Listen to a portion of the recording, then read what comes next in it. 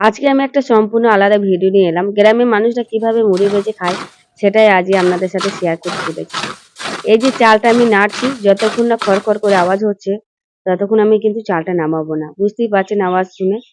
তো চালটা আমি নাড়তেই আছি, যতক্ষণ না কড়াস করে আওয়াজ হবে ততক্ষণ কিন্তু আমি চালটা নামাবো না।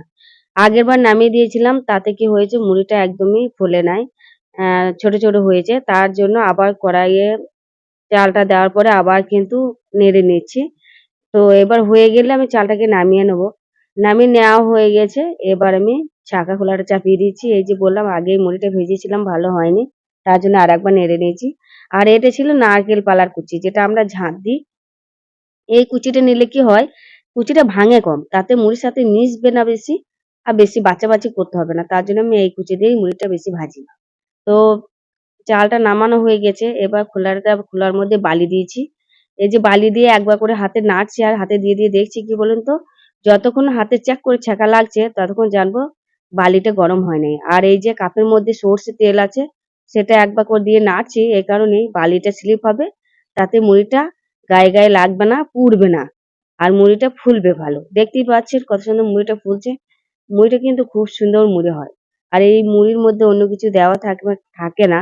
তার জন্য পেটের কোনো গন্ডগোলও হয় না। আমরা বেশিরভাগটাই গ্রামের মানুষরা মুড়িটা ভেজে খাই।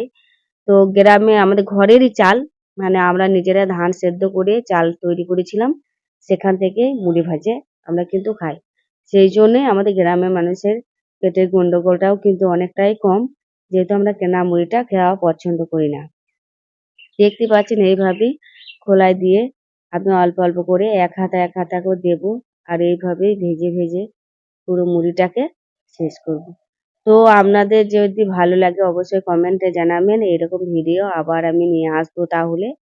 তো এই সরঞ্জামগুলো দেখাইছি। এই যে চালটা যাতে ঠান্ডা না হয়ে যায় তার জন্য আমি এই যে কাপড়টা ঢাকা দিয়েছি। আর এই হলো চাল নাড়ার হাতা।